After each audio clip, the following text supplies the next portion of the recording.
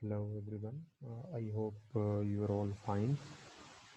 So today we'll talk about uh, summarizing.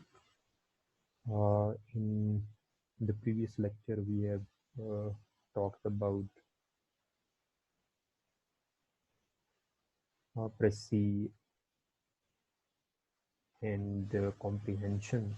Along with Presi and comprehension, we also talked about summarizing. But today we'll talk about different kinds when we talk about summaries. So we have different kinds of summary, like we have descriptive summaries and we have informative summaries, and along with that we also have evaluative uh, summaries.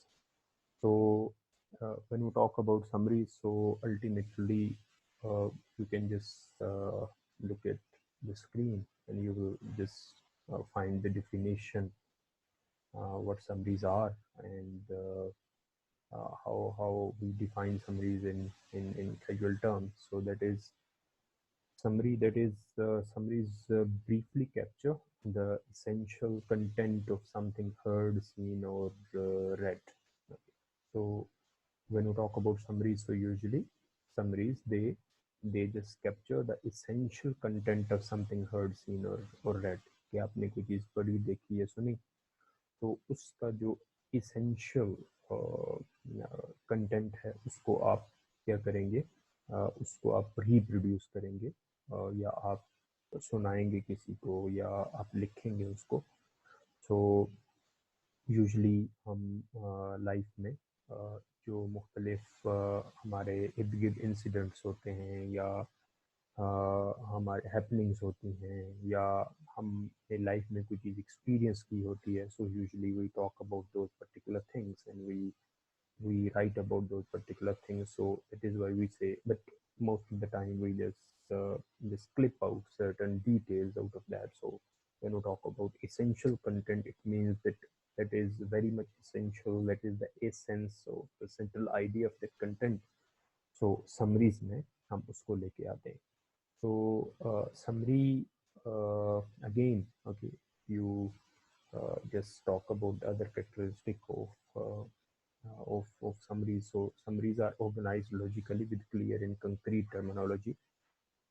और जो last हमारा lecture था जिसमें हमने बात की थी कि प्रेसी और समरी, और समटाइम्स हमने उसमें ब्रीफली डिस्कस किया था कि पैराफ्रेजिंग क्या होती है. तो उसके कुछ पॉइंट्स इधर ओवरलैप भी होंगे बेसिकली, क्योंकि हम बात तो समरी ही की कर रहे हैं. आगे काइंड्स में जाके आपको कुछ डिफरेंसेस भी नजर आएंगे. So summaries are organised logically with clear and concrete terminology. तो क्लैरिटी, उसमें भी हमने बात की थी. Clarity is something that is very much essential when you are talking about summaries, क्योंकि इसमें बेसिकली अपने आइडिया को शॉर्ट करना होता है. And sometimes when you are contracting something, and you are squeezing certain ideas, तो आपकी जो लैंग्वेज है वो अनक्लियर हो जाती है, आपकी जो टर्मिनोलॉजी है वो एज सच कंक्रीट नहीं रहती, बल्कि वो वेग हो जाती है. तो उस वेगनेस से आपने क्या करना होता है, बचना होता है when you are writing summaries.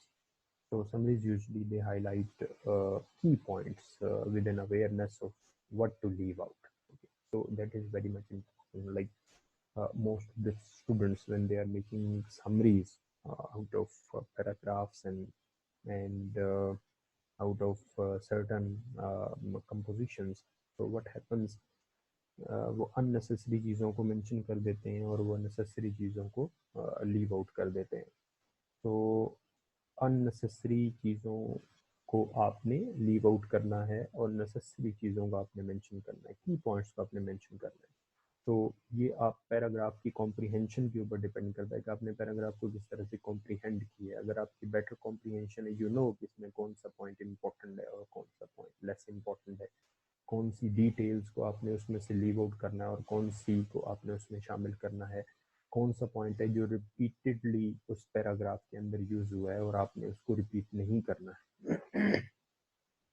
और अगर आप उस इंफॉर्मेशन को जो लेस इम्पोर्टेंट है उसको अगर आप लीव आउट कर देते हैं, so that is alright, it means that you have understood the spirit of the summary. लेकिन अगर आपने ये नहीं किया तो इट मीन्स कि आपने स्पिरिट ऑफ द समरी को अंडरस्टैंड नहीं किया। So that is why when we talk about summaries, they highlight key points with an awareness of what to leave out. Okay, अगर आपके पास, और ये जब समरी करने का जो प्रोसेस है, it is very much important in the sense कि जब तक आप उस प्रोसेस को ठीक तरह से अगर आप अंडरस्टैंड नहीं करते तो आप समरीज अच्छी प्रोड्यूस नहीं कर सकते।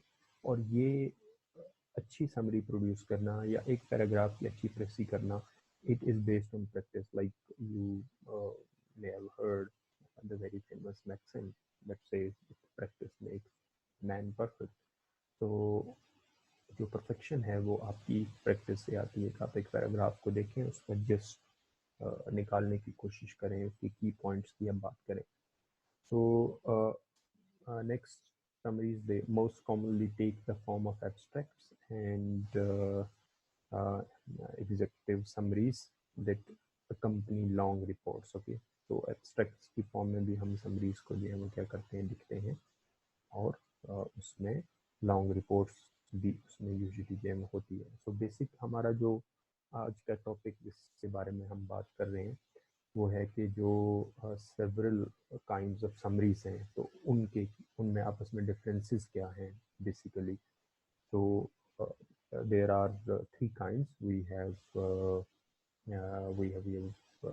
we have to discuss them separately. So इनको हमने पहले भी मेंशन भी किया है। So descriptive, so that is the first kind of summary. So what is descriptive summary? So it states, okay, so आपने वहाँ पे सब्जेक्ट को लगा लेना है स्टार्ट में। It states what the original document is about but does not convey specific information. Okay, सो जो descriptive summary है वो ओरिजिनल डॉक्यूमेंट को डिस्क्राइब तो करती है, ओके, और उसको स्टेट तो करती है, लेकिन उसमें डिटेल्स में स्पेसिफिक इंफॉर्मेशन, ओके, उस तरफ जो है वो नहीं जाती। आपने बेसिकली उन चीज़ों को जो वहाँ पर उस पैराग्राफ में हो रही है उनको आपने डिस्क्राइब कर देना होता है। And so it's just like it functions like a table of contents in paragraph form. Okay, जब आपने एक बुक है उसमें एक टेबल ऑफ कंटेंट है, तो उस टेबल ऑफ कंटेंट में बेसिकली क्या होता है, टेबल ऑफ कंटेंट में उस बुक के अंदर डिस्कस किए जाने वाले सारे टॉपिक्स के नेम होते हैं। मीन्स के आप कह सकते हो कि एक इंट्रोडक्टरी टर्म्स और उसमें वो यूज होती हैं, लेकिन what is specific information about the paragraph that is not mentioned in the table of contents, वो नहीं मेंशन होगी।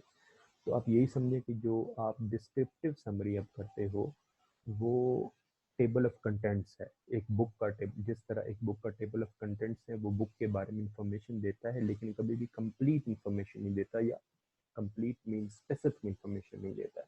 लेकिन इसी तरह से जो डिस्क्रिप्टिव समरी है वो पैराग्राफ के बारे में इंफॉर्मेशन तो देती है, लेकिन उस पैराग्राफ के बारे में जो हमने पहले बात की स्पेसिफिक इंफॉर्मेशन जो है वो नहीं देती, कि उसमें डिटेल्स क्या हैं, उसमें कॉम्प्लेक्सिटीज क्या हैं, वो उसकी तरफ नहीं जाती। वो आउटर वे में उस ओरिजिनल डॉक्यूमेंट को क्या कर देती है, प्रेजेंट कर देती है, सो उसको स्टेट कर देती है। तो यहाँ पे डिस्क्रिप्टिव जो समरी है वो स्पेसिफिक इंफॉर्मेशन या उसकी तरफ उसकी वो बात नहीं करती। सेकेंड जो हमारे पास है समरी की जो काइंड है हमारे पास after descriptive summary, that is informative.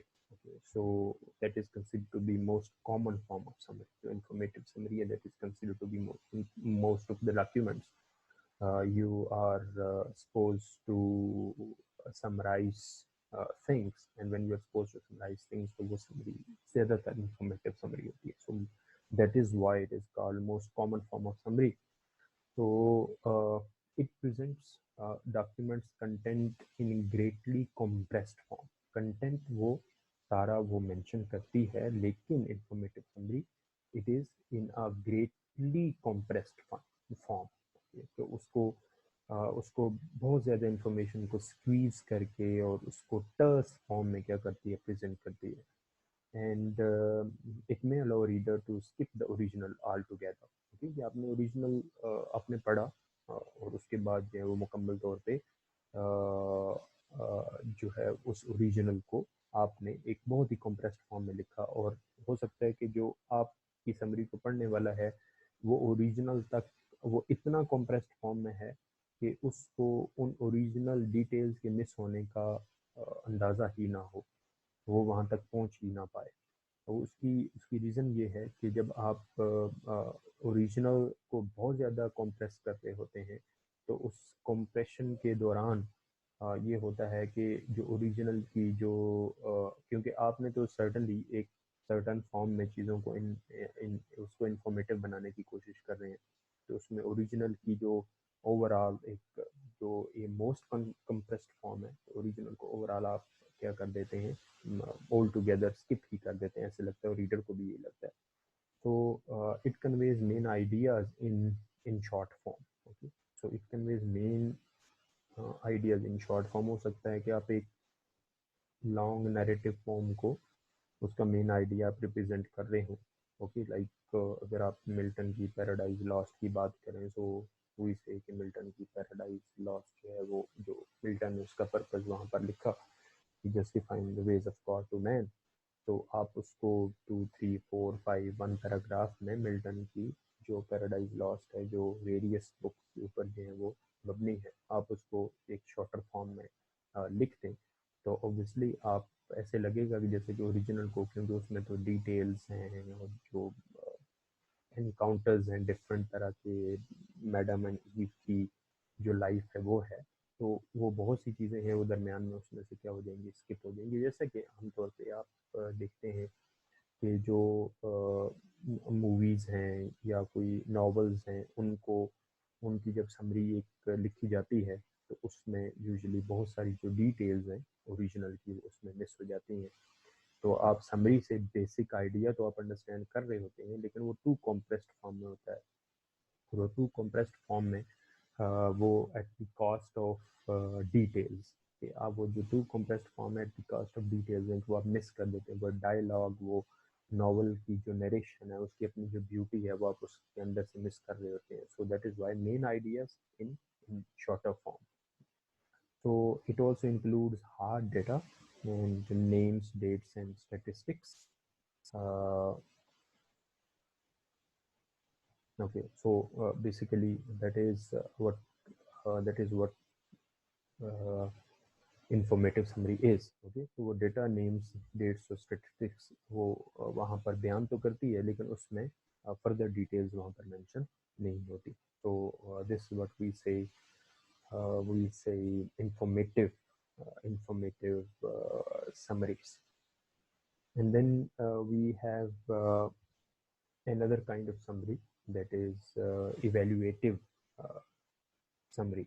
Okay, so evaluative summary, आप उस नेम से भी आप कुछ जज कर सकते हैं, is fully developed like an informative summary and it includes, so यहाँ पर उसका जो है वो डिफरेंस भी आ रहा है बाकी डिस्क्रिप्टिव और इंफॉर्मेटिव समरी से। It includes writer's personal assessment of the original. तो when we talk personal assessment of the original, it means कि आप ना सिर्फ एक चीज़ को क्या कर रहे हैं, उसको उसको समराइज कर रहे हैं, बल्कि उस चीज़ के बारे में, उस पैराग्राफ के बारे में, उस इंफॉर्मेशन के बारे में आप अपनी असेसमेंट भी दे रहे हैं कि what you think about that. तो यूजुअली जो हमने प्रीवियस लेक्चर था उसमें हमने ये बात की थी कि जो हम प्रेसी की बात करते हैं, तो यूजुअली जो प्रेसी है उसमें आप अपने आइडियाज़ को मिस कर रहे होते हैं। अपने आइडियाज़ को आप वहाँ मिस नहीं कर रहे होते, बल्कि अपने आइडियाज़ को वहाँ पे लिख नहीं सकते। You are not suppose to write your own ideas, you are not suppose to express your own opinion. लेकिन यहाँ पर आप जब, क्योंकि इसका जो नेम है वो इवेल्युएटिव समरी है, तो यहाँ पर आप उन डिटेल्स, उन चीज़ों को भी आप मेंशन करेंगे जो उस पैराग्राफ के अंदर हैं, जो उस डॉक्यूमेंट के अंदर हैं, उसको भी आप मेंशन करेंगे, और साथ साथ आप अपनी पर्सनल असेसमेंट उस ओरिजिनल के बारे में भी क्या करेंगे, देंगे। और ये काम आप इंफॉर्मेटिव और डिस्क्रिप्टिव समरी में यूजुअली नहीं करते। तो ये इन दोनों के दरमियान क्या हो जाएगा, बेसिक डिफरेंस हो जाएगा। ओके, तो सो यहाँ पर इसका जो पर्पस है यूजुअली समरीज का, इंफॉर्मेटिव और डिस्क्रिप्टिव समरी का, वो पर्पस जो है वो क्या होता है कि help reader determine summarise documents value in a given situation. कि आपने एक डॉक्यूमेंट को देखा, उसको आपने समराइज करके आपने उसको लिख लिया, तो यहाँ पे अपने उस रीडर को बेसिकली आप हेल्प आउट कर रहे हैं।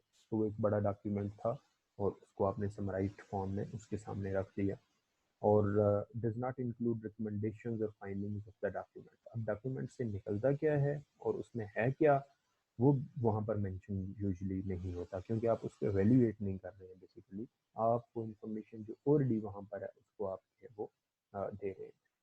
और दूसरी तरफ जो है वो अब उसमें जो इंफॉर्मेटिव समरीज है उसका पर्पस ये भी है कि इसमें allow reader to skip the source document. Okay, that is alright कि सोर्स डॉक्यूमेंट की ज़रूरत ही नहीं है, वो इंफॉर्मेशन आपको इंफॉर्मेटिव समरी से ही मिल रही है।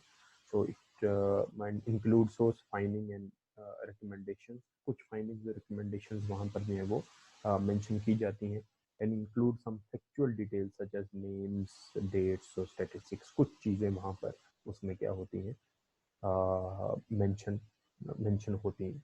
अब बेसिक जो डिफरेंस आ जाएगा डिस्क्रिप्टिव और इंफॉर्मेटिव में, कि डिस्क्रिप्टिव में तो बिल्कुल किसी तरह की फाइंडिंग या रिकमेंडेशन नहीं होती। इंफॉर्मेटिव में कुछ उसमें एडिशन जो है वो होता है, और कुछ उसमें डिटेल्स भी क्या होती हैं, मेंशन होती हैं। और दूसरा जो हमने उसकी बात की इवेल्युएटिव समरी की, तो वहाँ पर आप इन चीज़ों को क्या करते हैं, यूजुअली आप पर्सनल असेसमेंट उसमें उसमें दे रहे होते हैं। उसकी जो है डॉक्यूमेंट के बारे में आपकी जो पर्सनल असेसमेंट है उसको आप वहाँ पर मेंशन जो है वो कर रहे होते हैं। यहाँ पे फर्दर एब्स्ट्रैक्ट और एग्जेक्टिव जो समरी होती है उसका भी मेंशन किया गया हुआ है कि एब्स्ट्रैक्ट क्या होते हैं, एग्जेक्टिव समरी क्या होती है। तो that is not of that much necessary. And then we come to कि जो एवेल्युएटिव समरी है उसका क्या पर्पस होता है। जैसे कि हमने पहले जो उसके बारे में बात की, डिस्क्रिप्टिव समरी का क्या पर्पस होता है और इंफॉर्मेटिव समरी का क्या पर्पस होता है। सो जो एवेल्युएटिव समरी होती है, ओके, तो एवेल्युएटिव summaries provide summary of writer's assessment of the source document in addition to informative summary। आप ये समझ लें कि जो एवेल्युएटिव समरी है that is a combination of the two। okay, combination in the sense कि आप इंफॉर्मेटिव समरी तो आप देते ही हो, इंफॉर्मेटिव समरी आप देते हो इसमें एवेल्युएटिव समरी में, लेकिन उस पे you just add your own opinion, your own evaluation. उस पर आप अपनी पर्सनल असेसमेंट भी देते हो, ना सिर्फ आप इंफॉर्मेटिव समरी देते हो बल्कि पर्सनल। आप ये समझें कि informative summary plus personal assessment अगर आप किसी भी डॉक्यूमेंट, किसी भी पैराग्राफ के बारे में दे रहे हैं, तो वो आपकी इवेल्युएटिव समरी होगी, वो आपकी इंफॉर्मेटिव समरी नहीं होगी। तो इंफॉर्मेटिव समरी के साथ आप पर्सनल असेसमेंट ऐड कर दें, informative summary plus personal assessment, so is equal to informative summary plus personal assessment is equal to evaluative summary। Okay. So evaluative summaries are more fully developed than informative summary। So informative summary से further इनकी जो they are in more developed form। Obviously जब आप अपनी personal opinion उस पर आप अपने अपने पॉइंट ऑफ व्यू का इजहार भी आप कर रहे हैं और आप उसको एनालाइज भी कर रहे हैं, तो जो रीडर पढ़ेगा फर्दर उसको एक ओपिनियन बनाने में उस चीज़ के बारे में आसानी होगी। जब आप एक चीज़ को डिस्क्राइब कर देते हैं और उसके बारे में आप अपनी लाइक ऐसे है कि आप एक मूवी की जो स्टोरी है उसको आप डिस्क्राइब भी करें और उसके साथ आप अपनी राय भी उसके बारे में दें, तो जो आपके सुनने वाला है उसके लिए चीज़ें ज़्यादा आसान हो जाएंगी उसको अंडरस्टैंड करना, या एटलीस्ट उसके पास एक पॉइंट ऑफ व्यू आ जाएगा कि अच्छा ये मूवी इस बारे में है, और ये जो व्यूअर है उसने उस मूवी के बारे में ये पर्सनल ओपिनियन बनाई है। So that is why we say it is more fully developed and informative. Okay, so it includes some summary, writer's subjective value judgment throughout. Okay, so certainly जो राइटर की subjective value है, subjective that is उसकी जो personal value है, जो उसकी personal judgement है, वो थ्रू आउट उसमें क्या होती है, शामिल होती है। तो पर्सनल जजमेंट जब शामिल होगी, राइटर ने उसको एवेल्युएट कर लिया, जो रीडर ने उसको देख लिया, और अगर एक व्यूअर है तो उसने एक चीज़ को डिस्क्राइब करने के बाद उस पर अपनी पर्सनल ओपिनियन भी दे दी, तो इट मीन्स की जजमेंट उसने, उसकी वैल्यू जजमेंट उसने कर दी, उसने बता दी कि इसमें ये चीज़ें हैं, और ये उसकी एवेल्युएटिव समरी उसकी पर्टिकुलर जो है वो होगी। तो जो गुड समरीज हैं, ओके, सर्टेनली उनकी कैरेक्टरिस्टिक्स हैं, पहले हमने वहाँ पर प्रेसी में भी इसकी बात की, फर्दर भी आप इसको जो है वो देख सकते हैं कि गुड समरीज क्या होती हैं। They retain emphasis of original, कि ओरिजिनल से ज़्यादातर गुड समरीज जो हैं वो हटती नहीं है। मीन्स के अगर आप वैल्यूएटिव समरी भी दे रहे हैं तो इसका ये मतलब नहीं कि आप सारी की सारी अपनी राय दे देंगे, पहले आप उसको समराइज तो करेंगे, उस आर्गूमेंट को समराइज करने के बाद तो ओरिजिनल के साथ आप उस ओरिजिनल को रिटेन रखते हैं, आप ओरिजिनल से बाहर नहीं जा सकते, क्योंकि अगर आप उस ओरिजिनल से बाहर जाएंगे तो अल्टीमेटली क्या होगा कि you have lost what you were supposed to do. You were supposed to summarize, लेकिन आप summarize तो नहीं कर रहे, आप अपनी ओपिनियन देने की चीज़ के बारे में जिसके बारे में आपने लिखा ही कुछ नहीं है। तो ओरिजिनल के साथ जो है वो उसकी जो you will retain it with the original, and then do not introduce new, okay, so good summaries do not introduce new or additional information unless writing an evaluative summary। अब ये फर्दर आपकी माइंड में ये point clear हो जाएगा कि जो descriptive और इंफॉर्मेटिव समरी है उसमें आप न्यू या एडिशनल इंफॉर्मेशन को ऐड नहीं करेंगे, आप उसको इंट्रोड्यूस नहीं करवाएंगे। हाँ, अगर वो जो राइटिंग है, जो आपकी समरी है वो एवेल्युएटिव समरी है, तो फिर आप एडिशनल इंफॉर्मेशन या न्यू इंफॉर्मेशन उसमें क्या कर सकते हैं, ऐड कर सकते हैं। तो यूजुअली जो गुड समरीज हैं, leaving beside you can say evaluative summary, तो उसमें आप एडिशनल और न्यू इन्फॉर्मेशन आप नहीं देंगे। इवेल्युएटिव समरी में आप एडिशनल और न्यू इन्फॉर्मेशन दे सकते हैं। And then good summaries, they use simplest possible terms and complete sentences with clear meaning। okay, so ये तो हम clarity और उसकी हमने पहले भी बात कर रहे हैं कि आपने simplest terms, possible terms use करने की कोशिश करनी, क्योंकि आपने अपनी राइटिंग को कॉम्प्रीहेंडेबल बनाना है। अगर आपकी राइटिंग जो है वो उसकी जो अंडरस्टैंडिंग जो रीडर के माइंड में या एग्जामिनर के माइंड में जो डेवलप होनी है, अगर वो नहीं होती तो इट मीन्स कि आपने उसको वेग लिखा है, अनक्लियर है, उसमें क्लैरिटी नहीं है। तो आपने कोशिश करनी कि उसकी मीनिंग भी हम क्या हो, क्लियर हो आपकी समरी, तभी ही एक बेटर समरी हो सकती है। तो good summaries are organised coherently so that summary can stand alone. Okay, so वो कोहेरेंस